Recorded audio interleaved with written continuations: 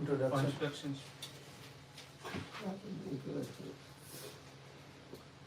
Introduction.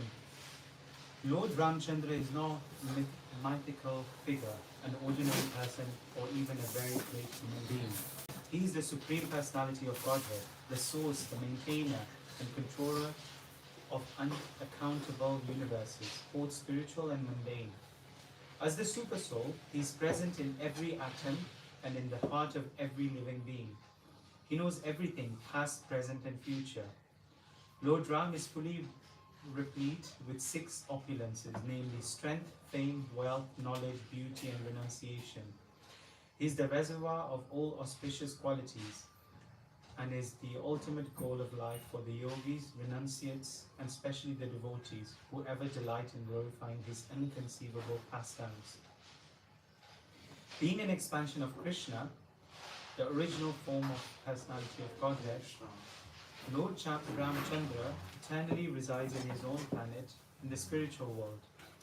He is accompanied there by his expansions and associates, headed by his consort Sita, his brothers Lakshman, Bharat, Shatrughna, and his celebrated servant Hanuman.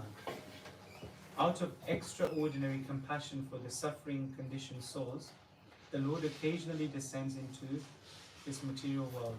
He is thus known as an avatar, literally one who descends. The Lord explains this in the Bhagavad Gita. Yada yada hi dharmasya glanir bhavati bharata abhyuthanam adharmasya tadatmanam shujamyaham paripranaya sadhuna vinashaya chatushthitam dharma samsthapanakaya sambhavami yuge yuge. Whenever and wherever there is a decline in religious practice and a predominant rise of irreligion, at that time I descend myself to deliver the pious and to annihilate the miscreants, as well as to re-establish the principles of religion. I myself appear millennium after millennium. When the Supreme Lord comes to this world, he does so out of his own sweet will. Unlike the conditioned souls, he is not forced to take a body according to previous karma. Being far above the laws of karma and never even slightly under jurisdiction, the Supreme Lord descends in his eternal Sachidananda form. Although I am unborn and my transcendental body never deteriorates, and although I am the Lord of all living entities, I still appear in every millennium in my original transcendental form. When the Supreme Lord descends, he shows his sublime nature by performing incomparable activities. When he came in his original form as Krishna, he killed many apparently unconquerable demons, held the Govardhan hill on the tip of his little finger for 7 days, when he was apparently only a small child, made the sun rise again after it had set, and took his friend Arjun on a journey beyond the edge of the universe. When he came as Vamandev, he assumed the form of a dwarf, yet with 2 footsteps crossed over the whole creation, assuming a gigantic form as the transcendental boar, Varaha. He picked up the earth planet, which had fallen out of its orbit. As half man, half lion, Simha, he stopped the atrocities of the demon king Hiranyakashipu by killing him. Although such extraordinary feats are doubted by men of puny intelligence, they are simply played for the Supreme Lord, who effortlessly creates, maintains, and destroys millions of universes. Similarly, when the Supreme Lord appeared as Ramchandra, he performed the wonderful activity of slaying the tyrant Ravan, who was not to be killed by any other person, ostensibly assuming the form and personality of a human being. Lord Ram enjoyed many sweet pastimes with his dear devotees. These pastimes are inconceivable to the faithless, but are a source of transcendental joy for the theists. The story of Lord Ram has given pleasure and solace to theists for many thousands of years and continues to do so. Not so long ago, when the people of India were accustomed to discuss the transcendental activities of the Lord, every Hindu knew the pastimes of Lord Ram, as well as the back of his hand. Among the three great epic famous in India, Ramayana, Mahabharata and Srimad Bhagavatam, the Ramayana was traditionally most popular due to its relative simplicity and cohesiveness of plot. The action, drama and pathos of Ramayana still place it among the world's most popular stories. Recently, with the spread of the Bhakti movement throughout the world, there has been a revival of interest within India also about the pastimes of the Supreme Lord. This Bhakti revival has been brought about largely due to the efforts of His Divine Grace A.C. Bhaktivedanta Swami Srila Prabhupada, the founder Acharya of the International Society for Krishna Consciousness and the prime exponent of Bhakti in the modern age. Srila Prabhupada elaborately described the pastimes of Krishna in his writings and also wished that the pastimes of Lord Ram be widely broadcast. Regarding seeing your book on Lord Ramchandra partly translated into English, I'm very much eager to see it. I have to translate all the Puranas, Ramayana, Mahabharata and many other theistic literatures left by Gaudiya Vaishnavas. I have a great desire to translate the Valmiki Ramayana because that is authorized. It appears in the Western countries there is a great demand for real knowledge of Vedic literature. So you are a learned scholar both in English and Hindi, and you can do this completely devoted to the service of Lord Ramchandra. Letter from Srila Prabhupada to Dinanath Mishra. Ramayana was originally composed in Sanskrit by the great sage Valmiki, and later many versions were composed in the vernacular languages of India. Unfortunately, many of the translators and commentators did not come in the pure devotional lineage of Valmiki and introduced misconceptions and speculations about Lord Ram in their works. As a result, the pristine position of Lord Ram as a supreme absolute truth personality of Godhead remains hidden to the readers of such texts. This present edition attempts to present the pastimes of Lord Ram in their true glory. Although it is a summary study, nothing of the main body of the story has been left out. It is hoped that in the not too distant future, a devotional scholar will present a verse-by-verse translation of Valmiki Ramayana for the ever-increasing number of devotees throughout the world. We pray, by the mercy of Srila Prabhupada, this edition of Ramayana will shower the highest fortune on its readers by awakening their hearts, loving feelings for the lotus feet of Lord Ram. We beg the devotees to bless us with their mercy, so that we may also attain such a benediction. Again, it must be emphasized that the reading of the Ramayana will give the greatest benefit if taken not simply as an exciting story, but with the understanding of the supramundane and eternally supreme position of Lord Ram. Those who read this awareness will ultimately attain the greatest benediction of life, that of going back to Godhead.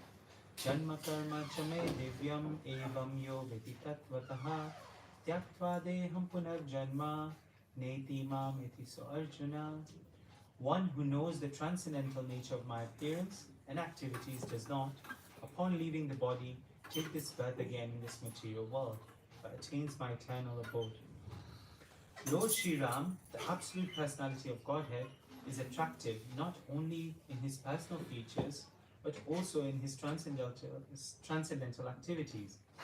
It is so because the Absolute is absolute by his name, fame, form, pastimes, entourage, paraphernalia, etc. The Lord descends on this material world out of his causeless mercy and displays his various transcendental pastimes as a human being so that human beings attracted towards him become able to go back to Godhead. Men are naturally apt to hear histories and narrations of various personalities performing mundane activities, without knowing that by such association one simply wastes valuable time and also becomes addicted to the three qualities of mundane nature. Instead of wasting time, one can get spiritual success by turning his attention to the transcendental pastimes of the Lord.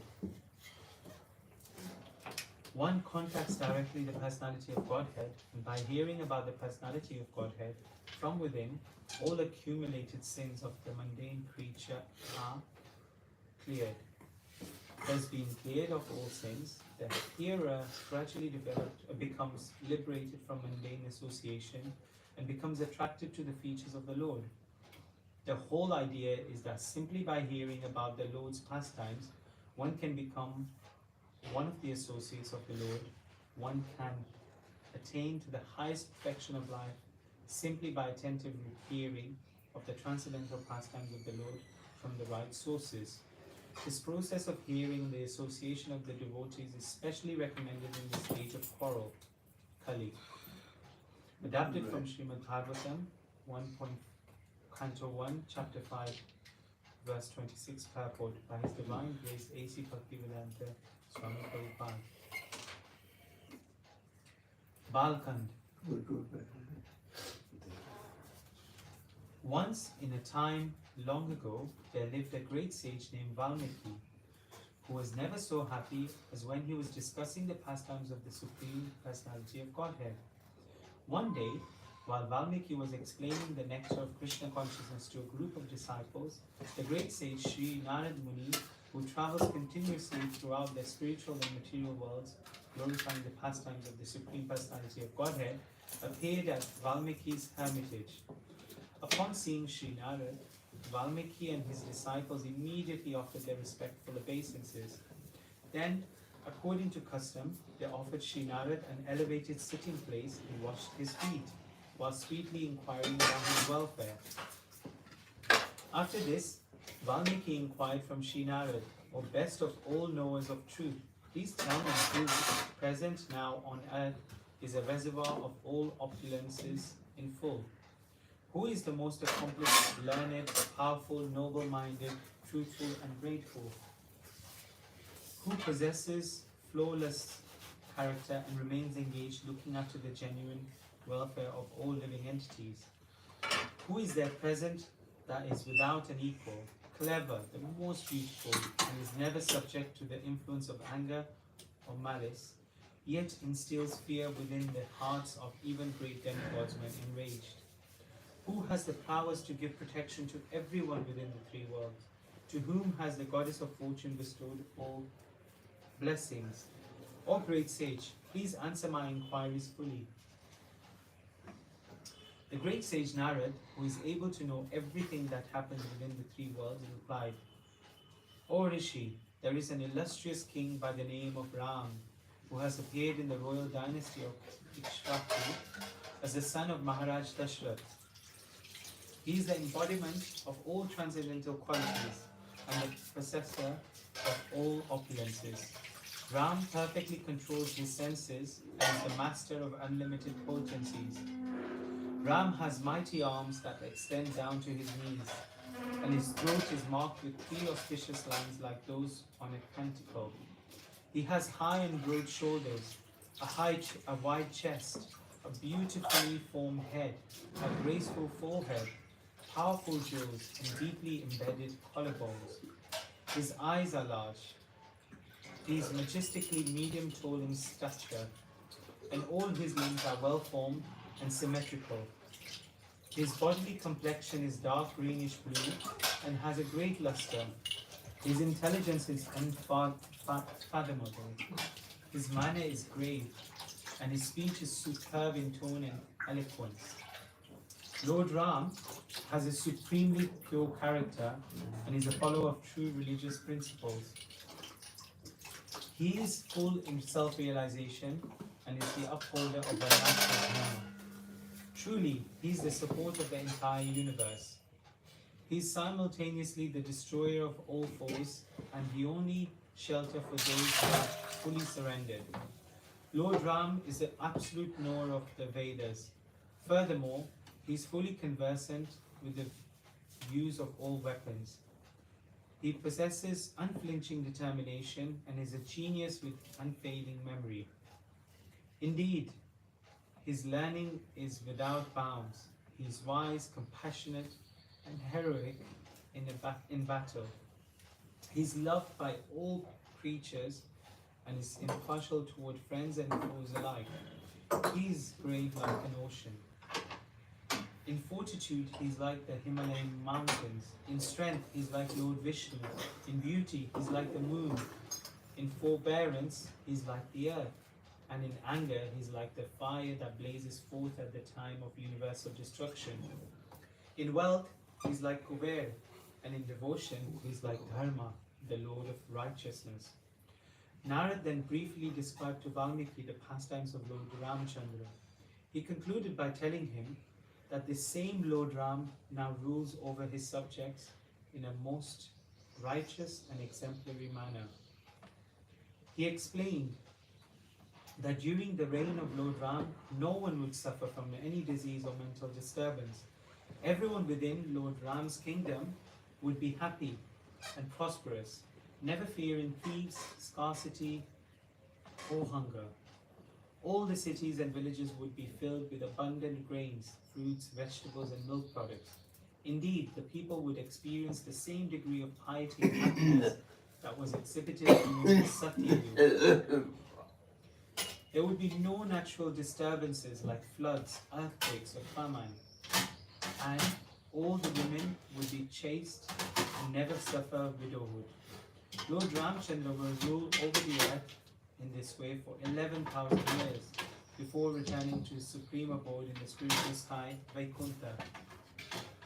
After satisfying the inquiry of Valmiki Muni, which was for the benefit of the three worlds, Sri Narad again took up his travels, spreading the glories of the Supreme Lord.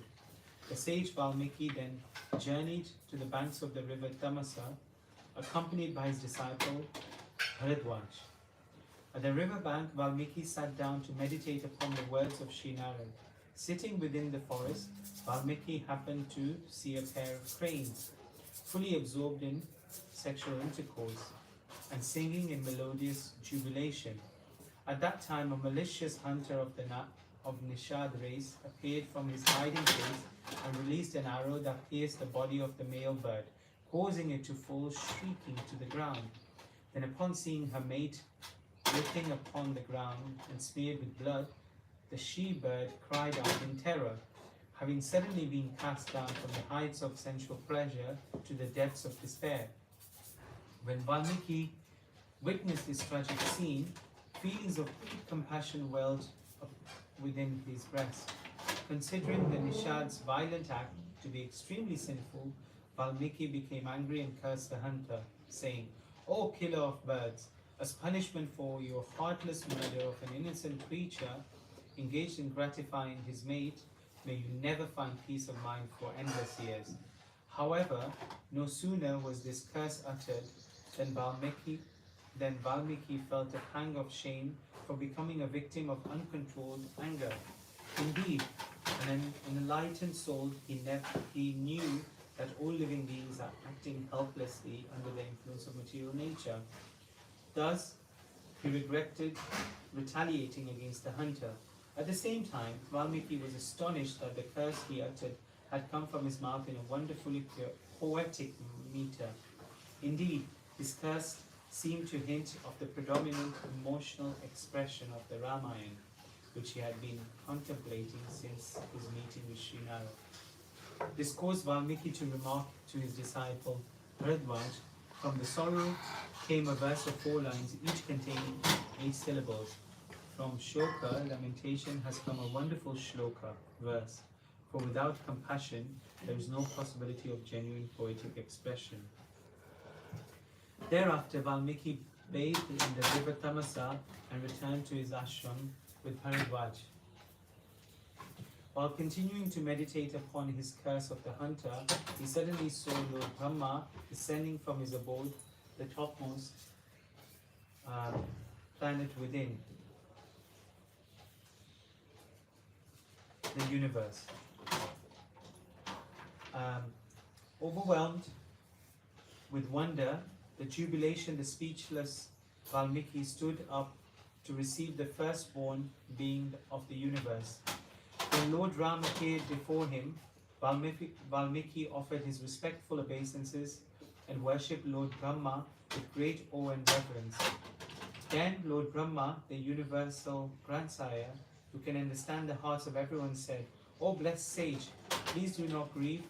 by thinking you have wronged, cursed the Nishad hunter. In truth, the words that you have appeared to utter in anger were my own. They were spoken through your mouth for the purpose of inspiring you to accomplish a great task. Indeed, the time has come for you to compose the history of Lord Ramchandra's life. Great transcendental pastimes meant for the ultimate welfare of the Lord. My dear Valmiki, there's no cause for you to be anxious, for by the strength of my benediction, everything that is unknown to you will become clearly revealed within your heart. Thus, by my grace, your narration of Ramayana will be faultless. After bestowing this benediction upon Valmiki, Lord Brahma departed for his abode upon his celestial swan carrier, filling all who beheld him with wonder. Valmiki then sat down in meditation to discover all the pastimes of Lord Ramchandra as indicated by Lord Brahma. Absorbed in a deep trance, Valmiki clearly envisioned within his heart all the events of Lord Ram's appearance. Valmiki then composed the Ramayana in 24,000 verses. After completing the epic poem, he wondered whom he could teach it to so that it would remain preserved in memory and propagated all over the world. While Valmiki was thus... Give you a paper and pencil. Yes, I tell you to write the thing. yes, Guru Maharaj. You write it.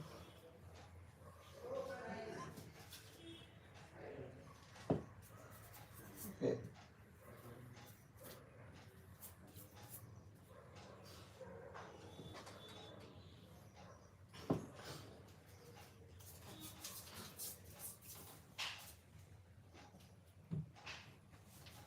Yes, Guru Maharaj. Yes? 24,000. 24,000. Was it? Yes, Guru Maharaj. Shall I carry on? Yeah.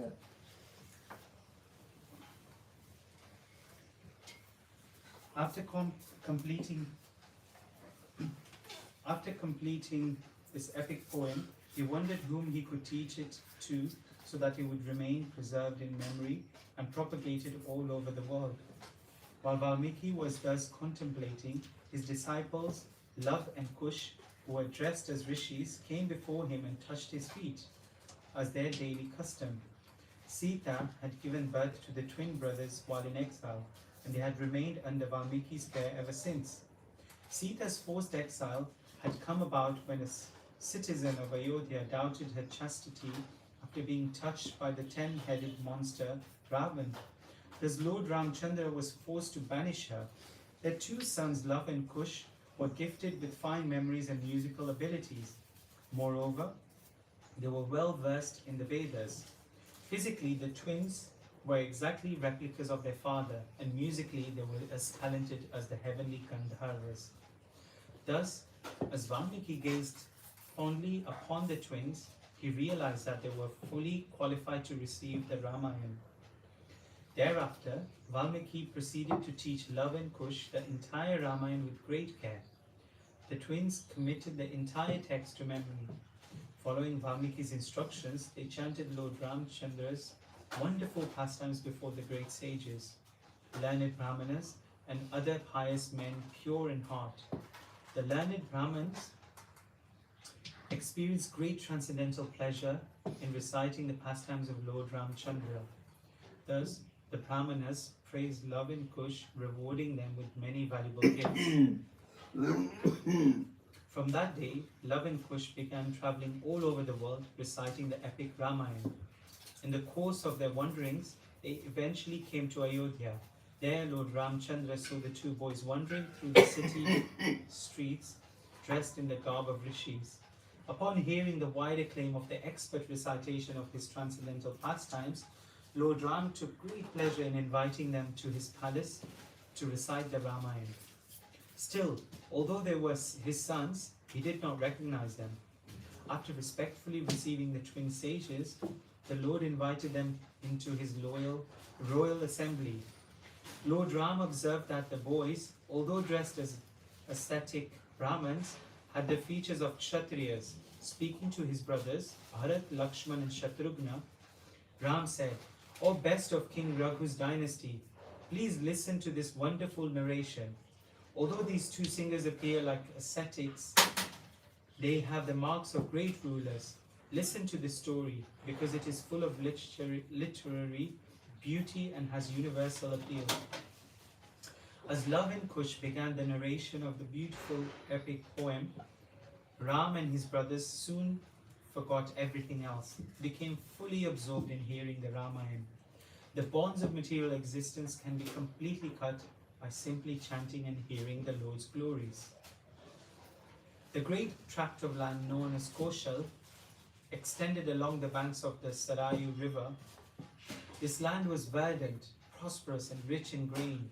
Within this vast territory was the renowned city of Ayodhya, built by the desire of Vaivashvata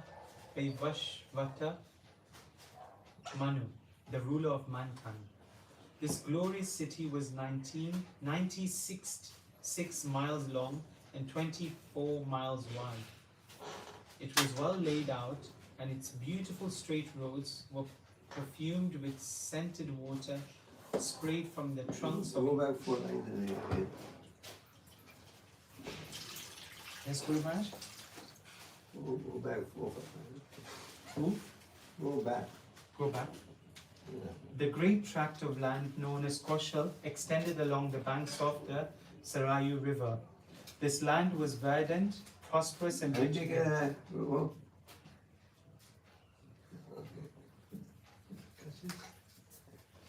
Okay. Was rich in grain.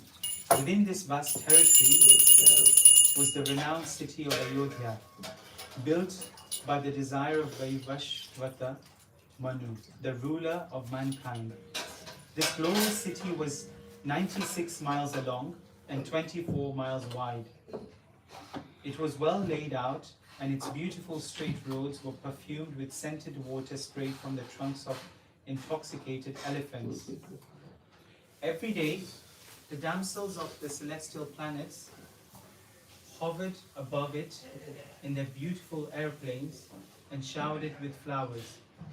The arched gateways of Ayodhya were made of marble, and the gates were wrought with gold and silver and embedded with precious jewels.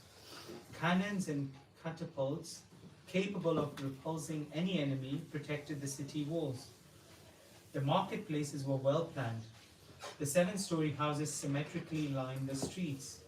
Adorned with multi-storied palaces and surrounded with exquisite gardens, Ayodhya resounded with the vibrations of musical instruments, rivaling Amaravati, the abode of the heavenly king Indra. Throughout the city, bards and singers recited the glories of the Supreme Personality of Godhead, and dancers acted out of the Lord's pastimes for everyone's benefit. Within Ayodhya were many beautiful gardens, abounding with flowers and shaded by fruit trees. Blue, red, and golden lotuses filled the ponds, and fountains shot water high into the air. Gentle breezes carried the aromatic spray from the fountains, cooling the citizens by their touch, and making even a hot summer day seem like spring. The sound of cranes and peacocks could be heard everywhere. The water flowing through Ayodhya's streams and rivulets tasted as sweet as sugarcane sap, and it was used not only for drinking but for irrigating numerous mango orchards. Many houses and palaces, perfectly designed, were built of precious stones and decorated with flags and festoons. Their beauty rivaled the palaces of Vaikuntha. Thousands of warriors protected the great city, skilled archers well versed in the use of weapons, and chariot fighters who were able to fight with thousands of men at the time. The streets leading into Ayodhya were always filled with travelers. Kings and princes from all parts of the world came to render their annual tribute and pay respects to the king of Ayodhya. Traders from near and far flocked to the markets to barter. Brahmin priests could often be seen pouring ghee into sacrificial fires and chanting Vedic hymns, proclaiming the glories of Lord Vishnu. Having mastered their senses and devoted themselves to truth, these Brahmins were blessed with all good qualities. Maharaj Dashrath was the emperor of the entire world and was a great Raja Rishi, considered almost on the level of a Maharishi. He was a formidable warrior, capable of fighting alone with an unlimited number of opponents. Because he and the citizens were completely pious, Ayodhya was the picture of perfect Vedic civilization.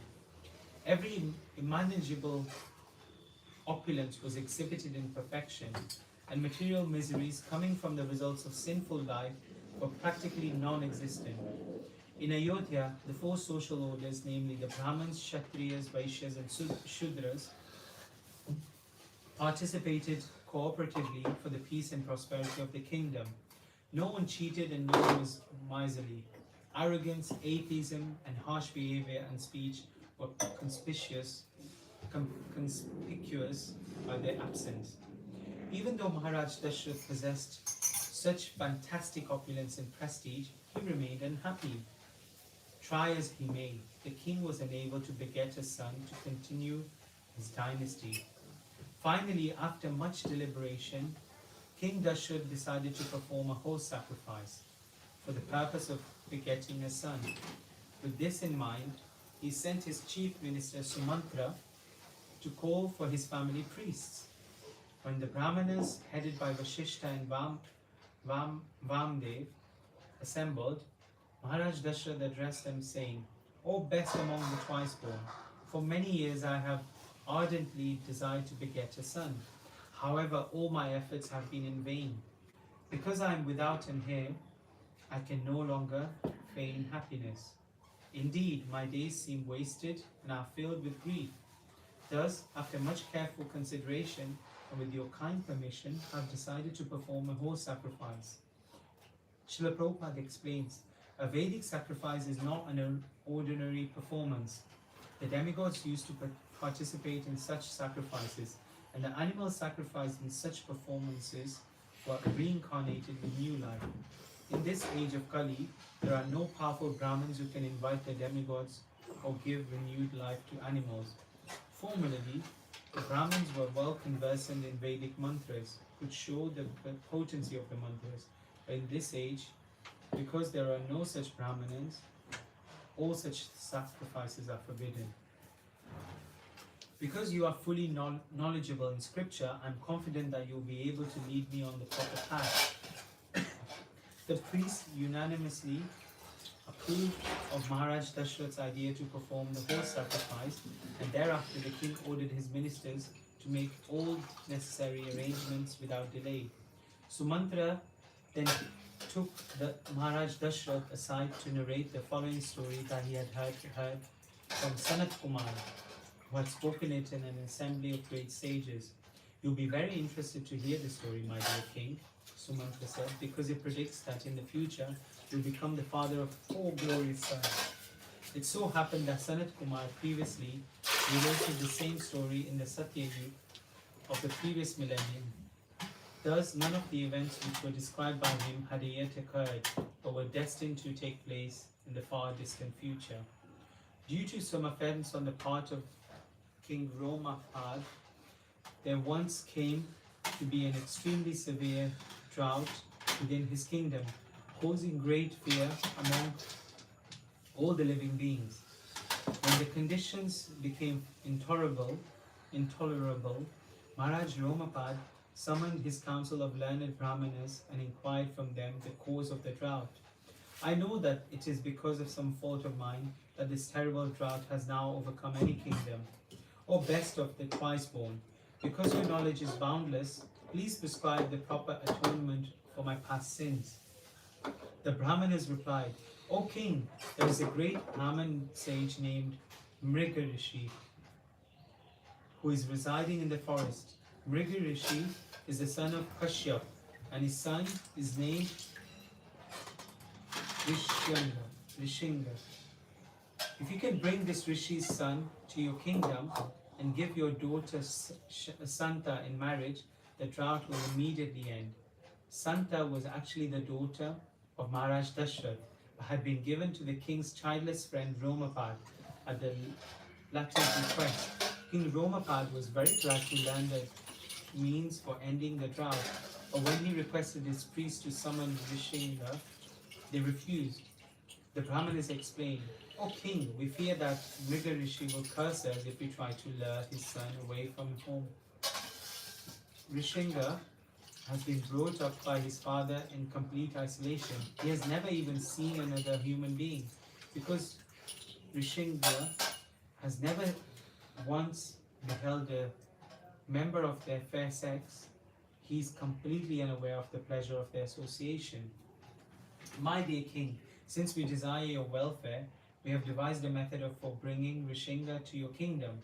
Have the most beautiful of courtesans go there and allure him with their feminine ways. We are certain that by this means your aim will easily be accomplished.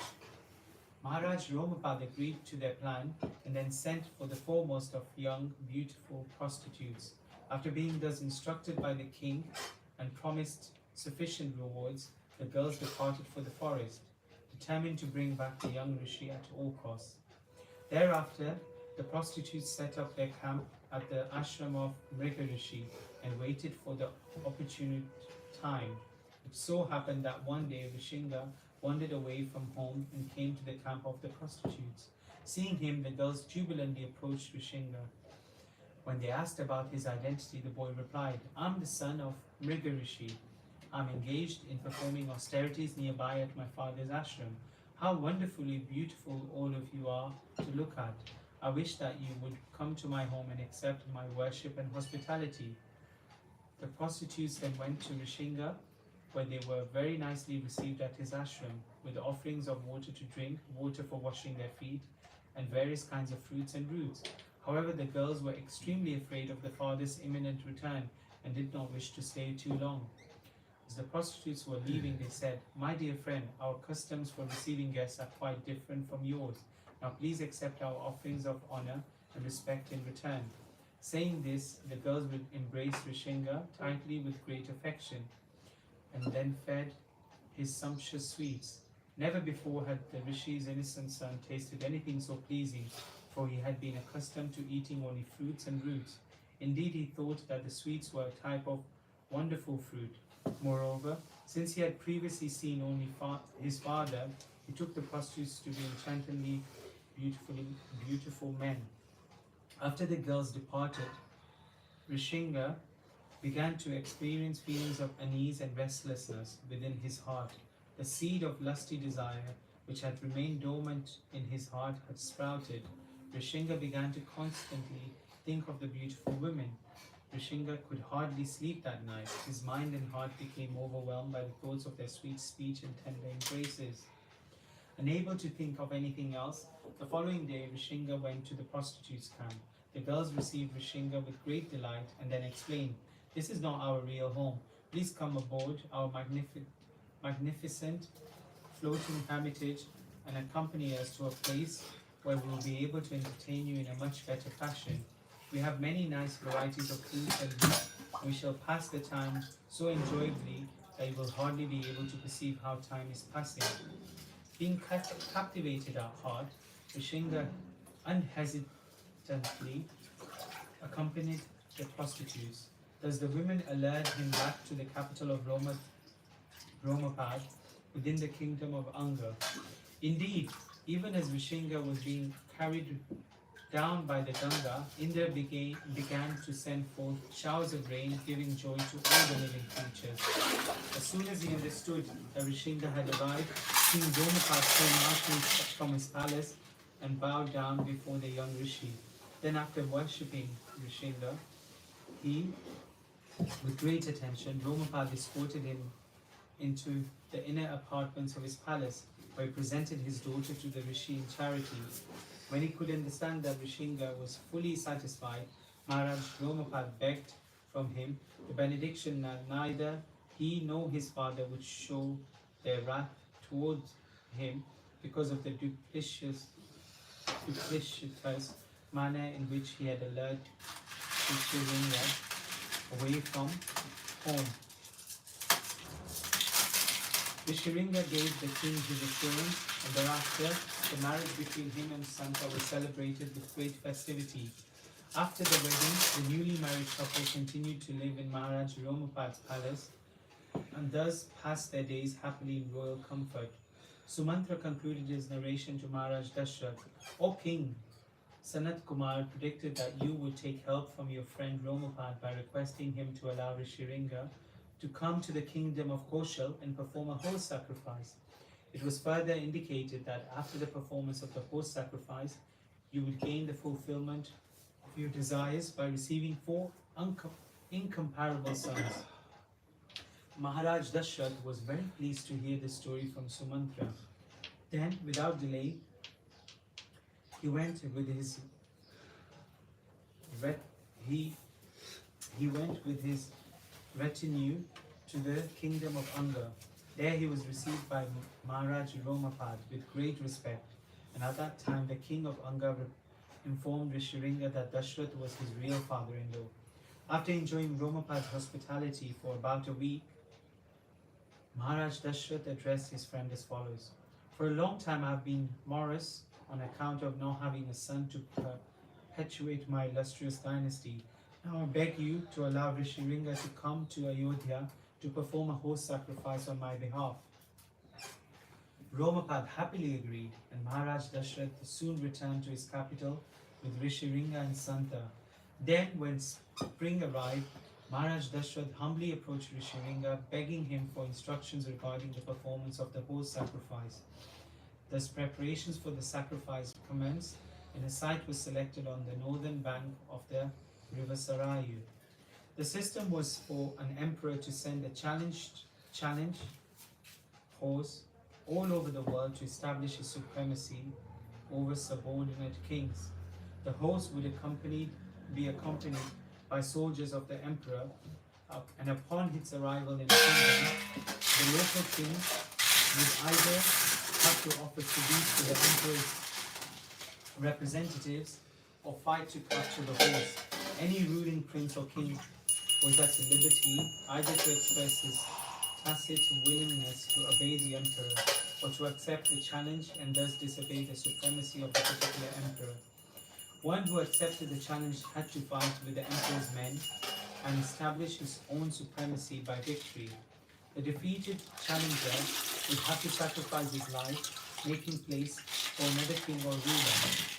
Only when the horse returned after touring the world with no more challenges left, could a horse sacrifice begin. Understanding that King Janak would be the future father-in-law of his sons, Maharaj Dashrath sent him the first invitation. Likewise, other subordinate kings were requested to attend the sacrifice. After 1 full year, the challenge horse returned to Ayodhya, having wandered over the earth under the protection of 400 princes. Only then could the sacrifice begin. After the preliminary rites had been performed, Maharaj Dashrath's eldest queen, Kaushalya, circumambulated the challenged horse, which was tied to one of the sacrificial stakes. Then, with 3 strokes of a sword, she severed the horse's head as prescribed by spiritual injunctions. Thereafter, Rishiringa offered the fat of the dead horse into the sacrificial fire. Maharaj Dashrath was directed to inhale the fumes to free him from the sin. Then, the assistant priest offered the limbs of the horse into the sacrificial fire, bringing the 3-day sacrifice to an end. Maharaj Dashrath then gave away the 4 directions of the earth in charity to the 4 chief priests. The Brahmins returned the gifts, however, saying, O king, we are devoted to Vedic study and the performance of austerities and have no interest in ruling over a kingdom. Therefore, please give us other gifts like cows and gold. Rishiringa then approached Maharaj Dashrath, saying, My dear king, you will surely receive 4 glorious sons. However, I propose that a separate sacrifice known as Utreshti be performed for that purpose. Maharaj Dashrath readily assented, and soon the sacrifice was begun. Meanwhile, in the higher planets, the chief demigods approached Lord Brahma and explained, "O grandsire, because of your benedictions, Ravan has become so powerful that he is harassing everyone at will. Even we cannot subdue the wicked Rakshas. Therefore, we request you to personally devise the means for his destruction." Lord Brahma considered the situation and then replied, "At the time of asking for benedictions, Ravan did not bother to ask for immunity from death at the hands of human beings, for he considered them to be too insignificant." While Brahma was thinking of how Ravana could be killed, Lord Vishnu suddenly appeared, riding on his carrier Garud. As effulgent as many suns, Lord Vishnu appeared in his four-armed form, dressed in bright saffron garments, and carrying his disc, conch, club, and lotus flower. The demigods worshipped the Supreme Lord with great reverence and then requested, "O Master of the universe, please come to our rescue by dividing yourself into four, becoming the sons of Maharaj Dashrath for the purpose of killing Ravan." Lord Vishnu replied, "Rest assured, there's no longer any need to be afraid. I'll soon incarnate to rule over the earth for 11,000 years, after vanquishing your enemy, the king of the Rakshasas." After saying this, Lord Vishnu disappeared as the demigods looked on with wonder. Meanwhile, from the sacrificial fire of Maharaj Dashrath, there appeared an exceptional being of dark complexion with all auspicious bodily features. His personality appeared to be unlimitedly powerful. He was decorated with transcendental ornaments, and in his hands he carried a large golden pot of sweet rice. The divine person then told Maharaj Dashrath, "I am a messenger of Lord Vishnu." With folded hands, the king replied, "O Vishnu Duta, please order me to perform whatever service I can render." The servant of Lord Vishnu said, "This pot of sweet rice is the reward for your 2 sacrificial performances. Give portions to your 3 wives to eat. Through them you shall beget 4 sons who will forever perpetuate your fame." Maharaj Dashrath happily accepted the sweet rice and circumambulated the Vishnu Duta. After Lord Vishnu's messenger disappeared from view, Maharaj Dashrath quickly gave portions of sweet rice to his wives, for he was eager to have sons. Maharaj Dashrath gave Kaushalya 1/2 of the sweet rice, Sumitra 1/4, and Kaikeyi 1/8. Then, after some deliberation, he gave the remaining 1/8 to Sumitra. All 3 wives were overjoyed, for they were confident that they would soon become mothers. The 3 queens eagerly ate their shares, and soon thereafter, each felt the presence of divine offspring within their wombs. When Maharaj Dashrath understood that his wives were pregnant, he too became very satisfied.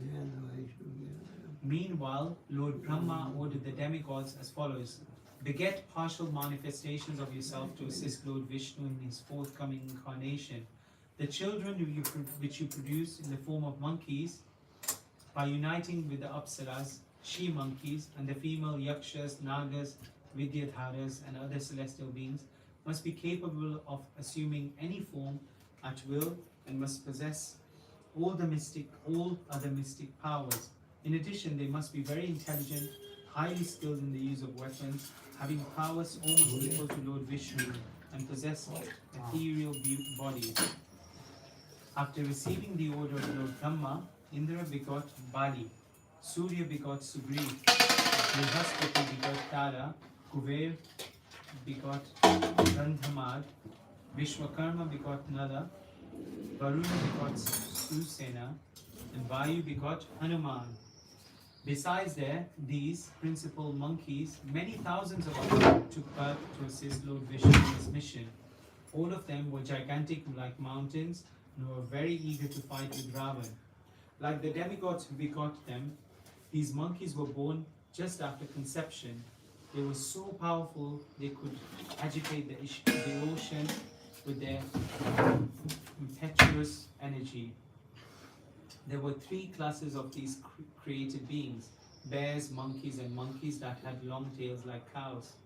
Because there were more than 10 million of these monkeys and bears, The earth soon became overrun with them as they wandered throughout the forests, eating wild fruits and various roots. After the completion of the Putreshi sacrifice, the demigods who personally came to accept their offerings and the priests, Rishiringa and Santa, departed for their respective residences. Then after a pregnancy of 12 months, on the 9th day of the waxing bright fortnight in the month of Chaitra, Kaushalya gave birth to a son. This divine child had reddish eyes and lips, long arms, and was decorated with all auspicious markings. The son of Kaushalya represented one half of the potency of Lord Vishnu. Soon thereafter, the son representing one fourth of the prowess of Lord Vishnu was born of Kaikai, Maharaj Dashrath's youngest queen. Then 2 days later, after the appearance of Kaushalya's son, Sumitra gave birth to two twins, each representing 1/6 of the potency of Lord Vishnu. Yeah.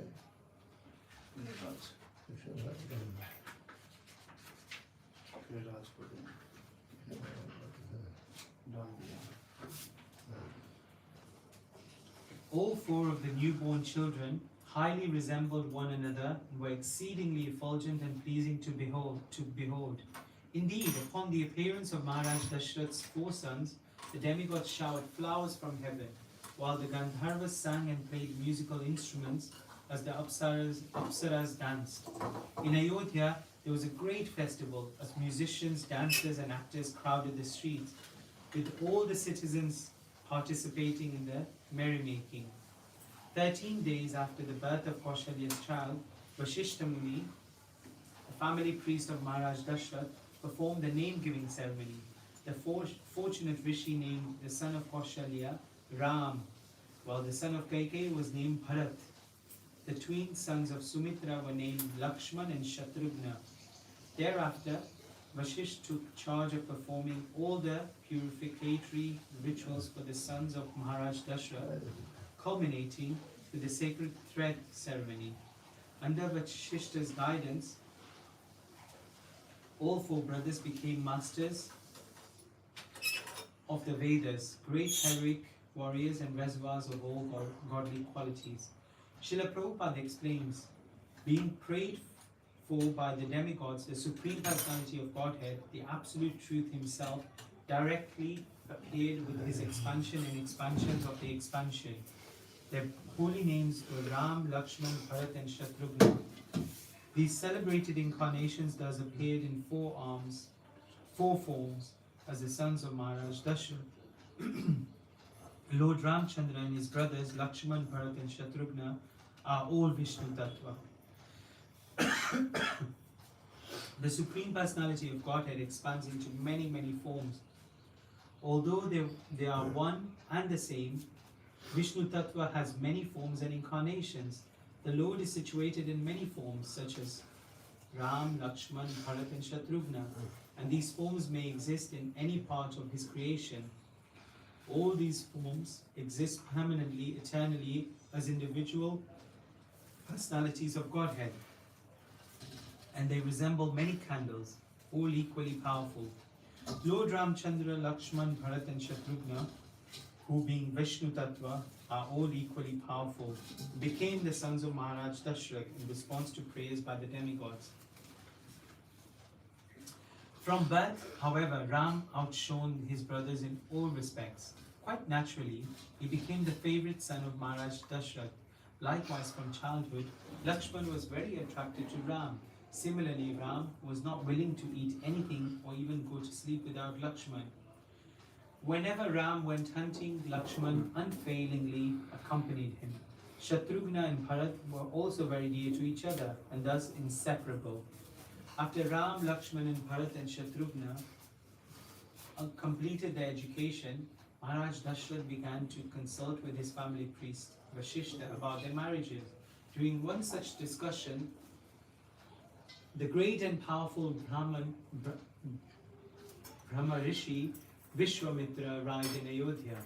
When he entered the palace, Maharaj Dashrath and Vashishta immediately got up from their seats to greet him. After worshipping Vishwamitra properly, Dashrath brought him into the court and seated him on a throne. Maharaj Dashrath greeted Yes, Vishwamitra. doctor.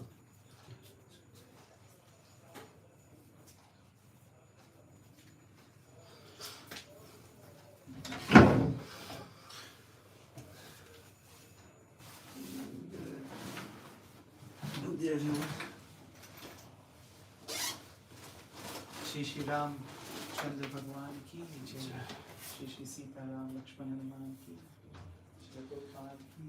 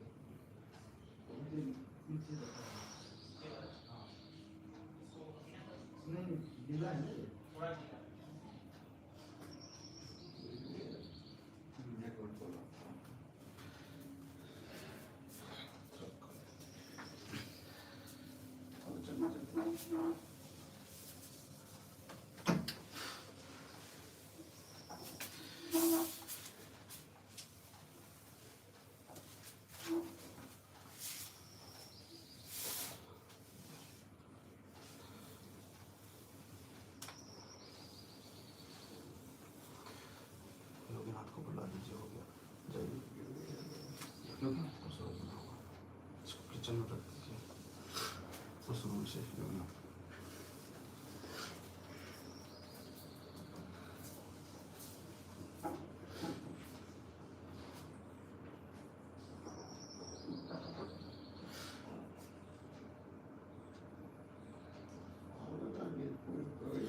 कहाँ सो रहा है वो? अच्छा, इस court में है।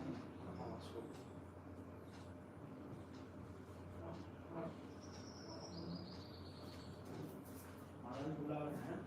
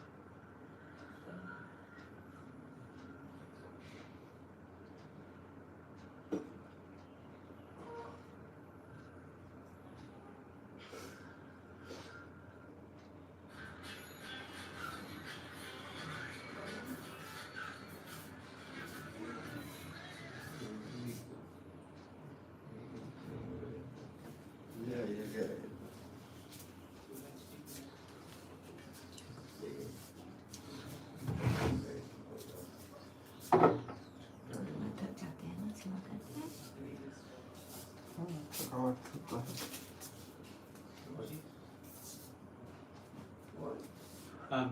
गुरु महाराज का mouth dry है।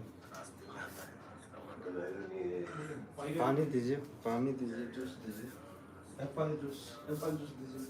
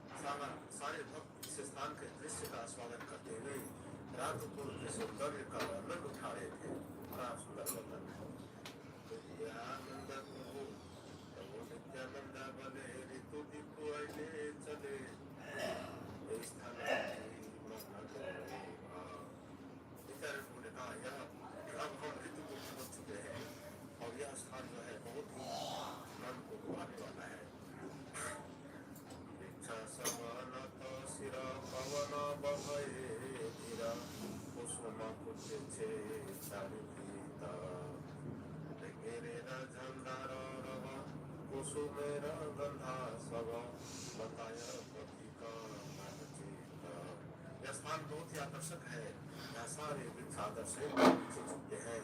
यहाँ शांति प्रदान करने वाले मंदिर पवन बहती है। चारों ओर कई तरह के फूल खिल रहे होते हैं।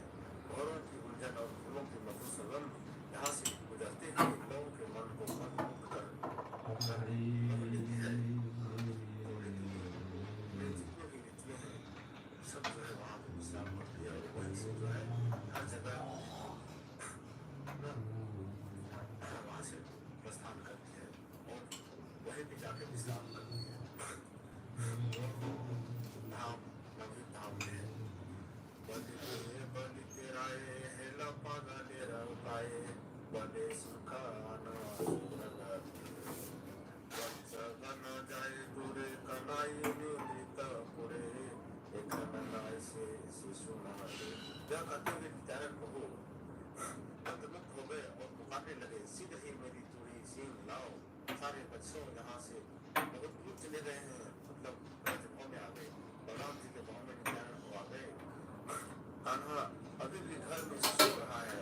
वह इतने बच्चे जैसा बताना है कि अभी तक वो यहाँ नहीं आया, खाना अभी तक नहीं आया, बच्चों जैसा सो रहा है। गाना जाए दूरे कनाई निंदिता पूरे एक नाई से शिशु देखे ना है, ये तो शिशु नदी है। सुबल रामा कबल रामा वो चारा में जाइए इतना सुंदर वर्णन देख करके मतलब ऋतुओं का आसपास का ब्रज याद आ गया। और ब्रज में क्या है, मतलब वैसे ही है, सारे पैर झुक जाते हैं जब भगवान चलते हैं, पैर झुक जाते हैं, प्रणाम करते हैं, सारे पैर झुकते हैं, क्या फूलों से करते हैं, प्रणाम करते हैं। और जब कृष्ण बलराम करते थे वैसे सारे पैर झुक करते थे। लेकिन जब ऋतु रूप में आए, जब देखो सारे पैर वैसे है तो विचार बलराम भाव में आ गए। कनाई कनाई बलि डाक छारे महाबली लाभ हमारे हाथ बलराम यहाँ लोगों को वापस लाने नहीं ले जा सकता। सर्वशक्तिमान नित्यानंद को और हवा में छलांग लगाना आरंभ कर दिया। से भाव दर्शन करी भक्तगण त्वरा करी मेरे दया नित्यानंद भाई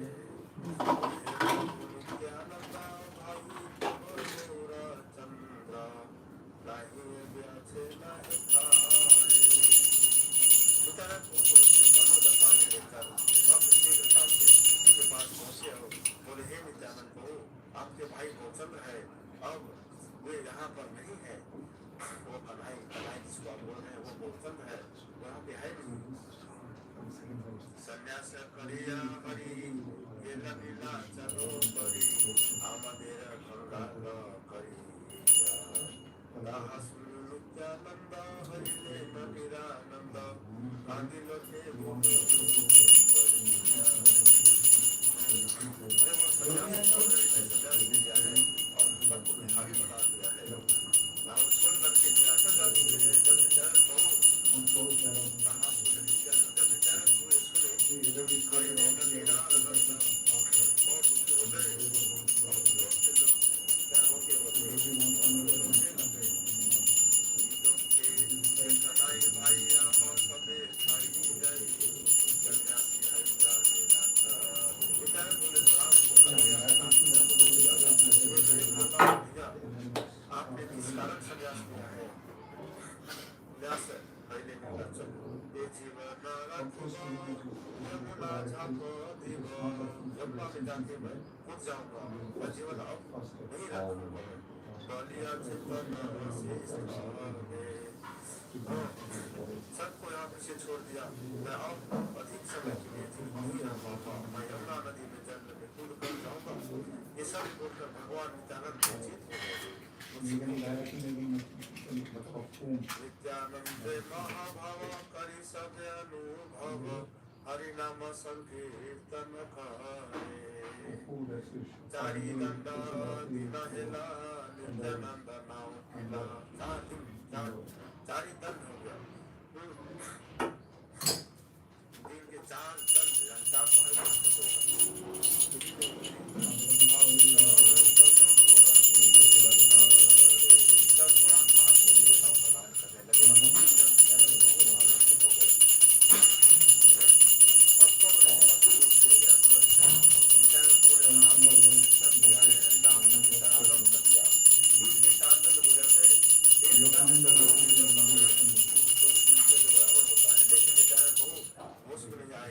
तब भक्तों ने गौर गीतों यानी गौर के बारे में गीत का उच्चारण आरंभ कर दिया। मेरा नाम सुनी जब हम जाते हैं तो हम रास्ते में देखते हैं खेत में राधा कुंड है, श्याम कुंड है, विद्या और सरस्वती का घर फिर आगे आता है। तो नित्यानंद पूजा बोलते हैं ये स्थान राधा कुंड है, ये श्याम कुंड है।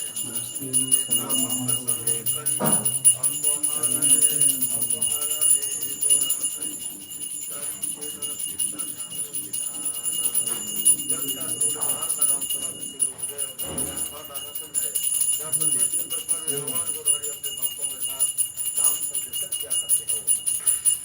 देखा श्याम सुंदर शोभा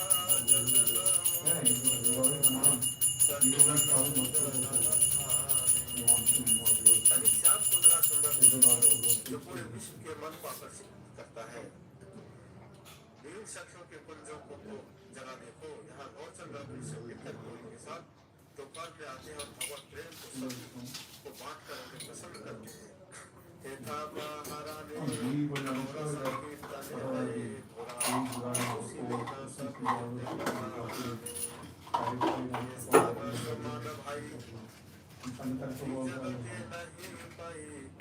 तेरा भजन स्थान स्थान है भक्तों के भजन के बहुत संस्थान नहीं है।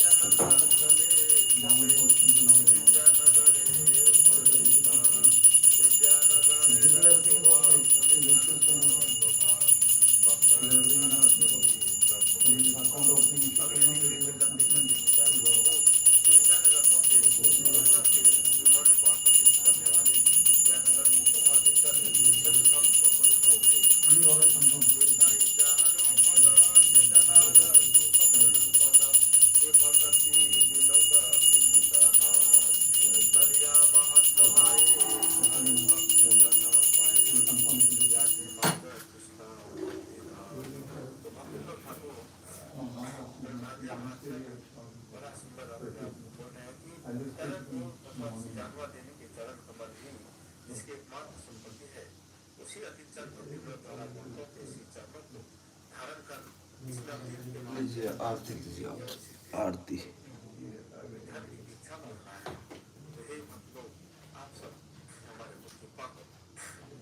तो विद्यानगर में नित्यानंद जी गोस्वामी और बारीनाथ थे, मतलब वहाँ पे रेस्ट किए।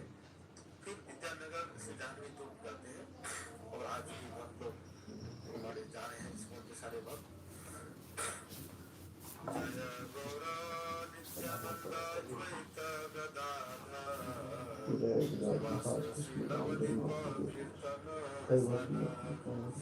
शिवहरि की जय हो, नित्यानंद प्रभु की जय हो, शिवानंद की जय, गौर गदाधर पंडित की जय हो, श्रीवास पंडित की जय हो, कीर्तन के समुद्र स्वरूप श्री नवदीप धाम की जय हो। कीर्तन का समुद्र है नवदीप धाम।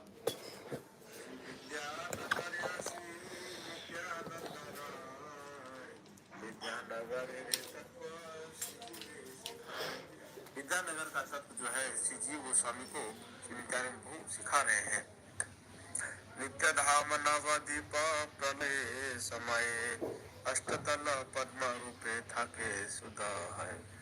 वहाँ प्रलय के समय भी जैसे कमल पानी के ऊपर रहता है वैसे यह नवदीप धाम वैसे स्थित रहता है। हे जीव सर्व अवतार सार धन्य जीव जता, उसमें भगवान के सभी अवतार तथा उनके सौभाग्यशाली जीव उस कमल के एक कण में ही रहते हैं।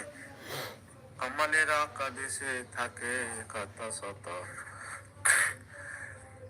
ऋतु दीपांतरगत ए विद्यानगरे मत्स्यरूपी भगवत सर्ववेद धरे। ऋतुद्वीप के अंतर्गत इसी विद्यानगर में भगवान ने अपने मत्स्य अवतार के समय सभी वेदों को लाकर रखा था। मत्स्य अवतार जब वो राक्षस लोग चोरी कर लिए थे ब्रह्मा जी से सारे वेद शास्त्र, तो भगवान मत्स्य अवतार लेकर के विद्यानगर में रखे थे और भगवान ब्रह्मा जी को हैंड ओवर, वहाँ पे लिखा है प्रयाग के वर्णन में कि जब भगवान मत्स्य अवतार लेकर के सारे वेदों को लेकर के आते हैं तो प्रयागराज में क्या करते हैं, वो हैंड ओवर करते हैं किसको, ब्रह्मा जी को, और वहाँ पे भगवान विष्णु का एक महायज्ञ होता है। लेकिन यहाँ के विद्यानगर नवद्वीप धाम में वर्णन है कि यहाँ विद्या, सारी विद्या यानी ये जो वेद शास्त्र है भगवान मत्स्य यहीं पे रखे हैं, यहाँ पे नहीं लिखा है कि किसी को हैंड ओवर किए हैं, ये यहीं पे है। इसका मतलब ये वह स्थान है।